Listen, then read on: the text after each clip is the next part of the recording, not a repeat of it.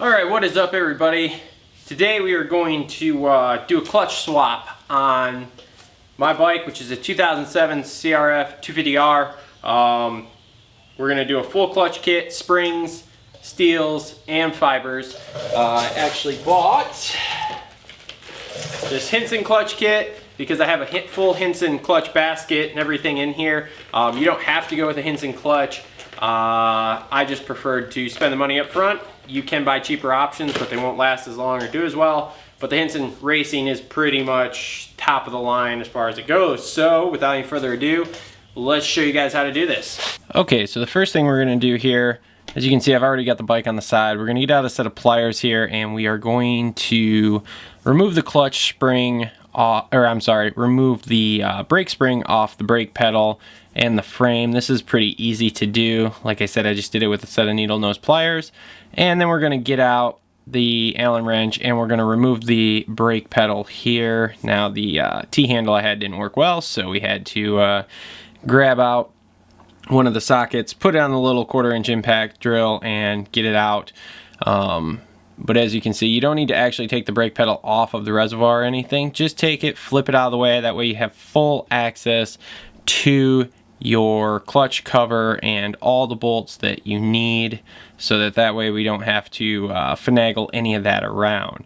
Now the next thing we are going to do here is we are going to actually remove the clutch cover. Now there's 5 bolts here.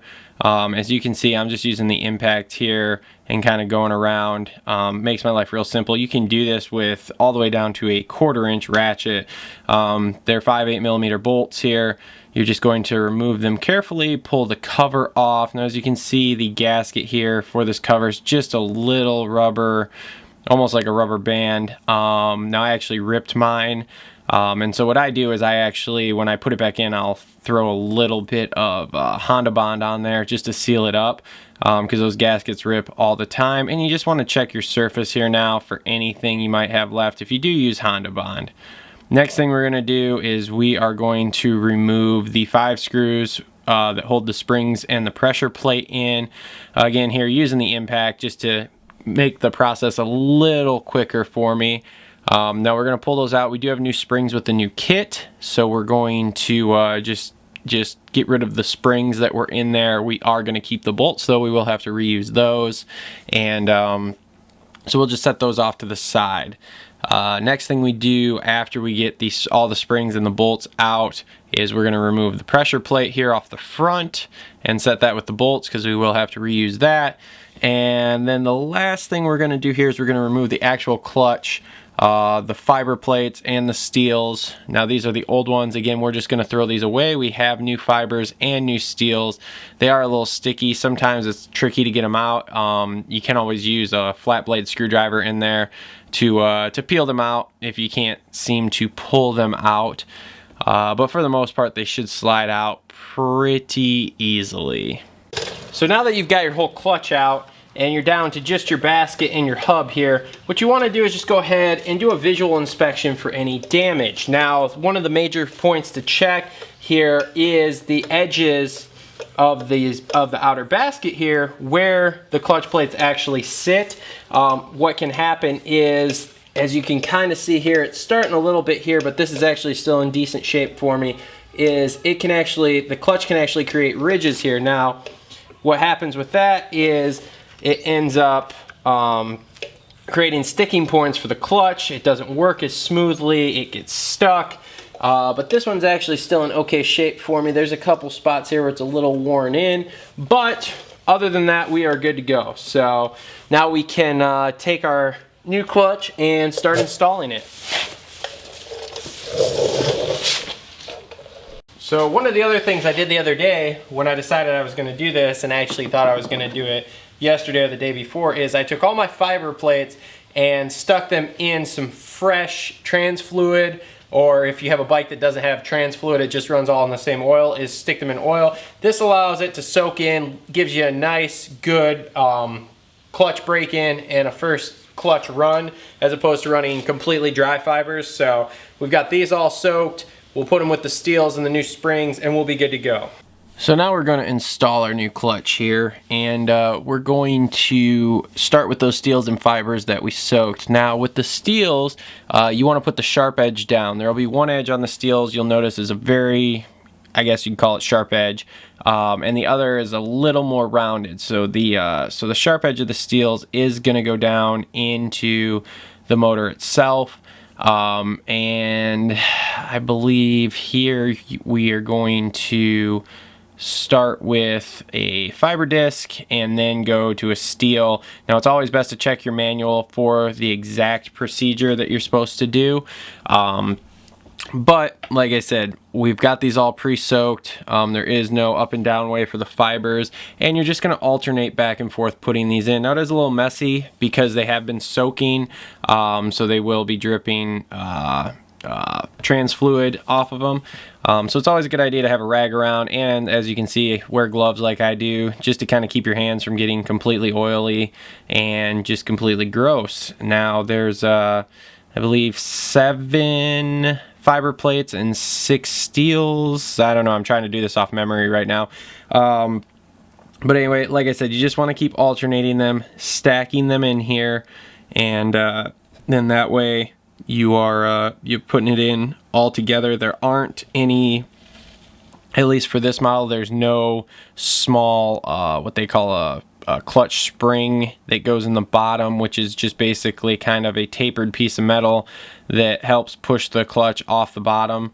So you don't have to worry about any of that with this model. Now if you have a newer than 07 bike, those have them, but the older ones like this that I have, they don't. So we'll get all of these fibers and steels in here, and then we will get the pressure plate and throw that back on top here.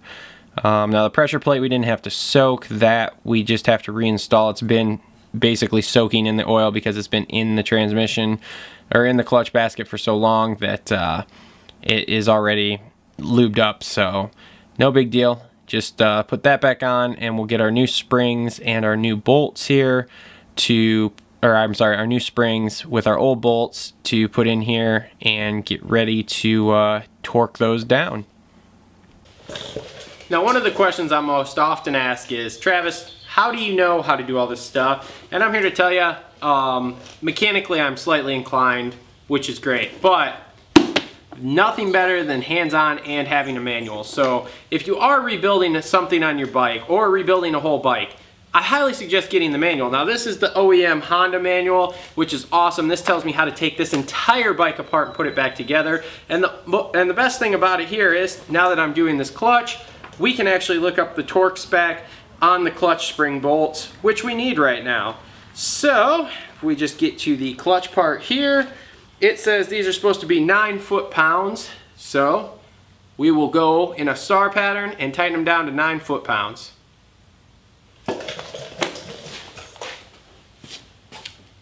Okay, so as I said there, we're going to torque these in 9 foot-pounds. Now, with these, it's good to tighten them down a little ways and then go to the next one and tighten it down a little ways and then go to the next one and work in that star pattern for multiple times, because it does take a while to get the springs to bottom out to the point where you can actually torque them. Now, you can use your impact lightly if you really want to.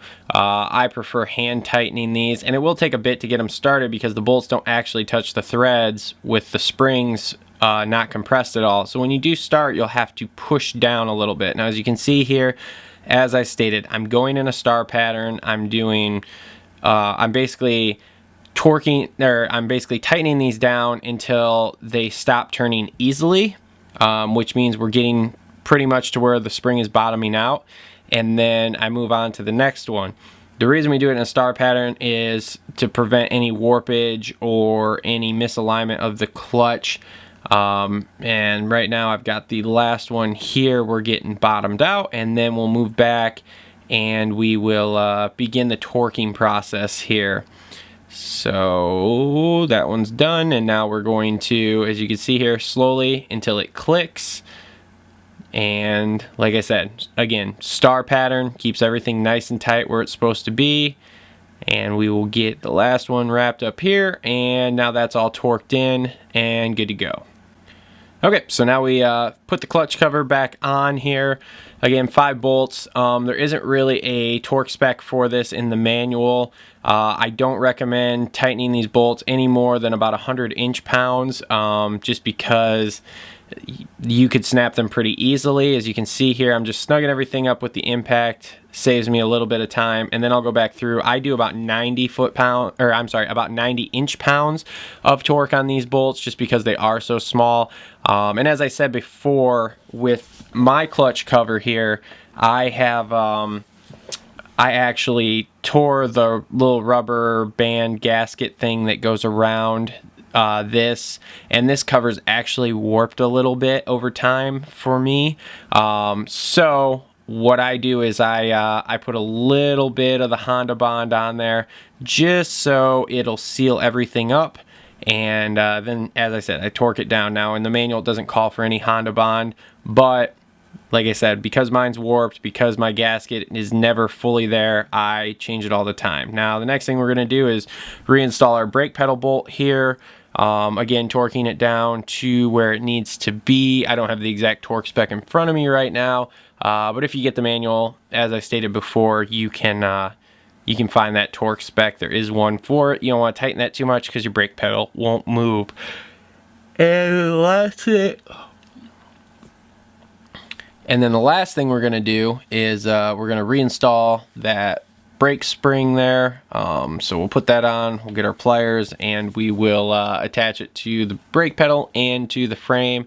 And then basically we are wrapped up here as far as the install goes, and we've only got one more thing to do, which is to put fluid in, and then we will be good to go. Okay, so the last thing we have to do is put some new trans fluid in this. Now, I use one of these bottles here. To be real honest, I can't think of the name of it, and I got it on, like, in a deal when I bought a bike at some point. But they're awesome. It has all the different levels, and again, looked in the manual, we need 0.6 liters in here, so we've got 0.6 liters.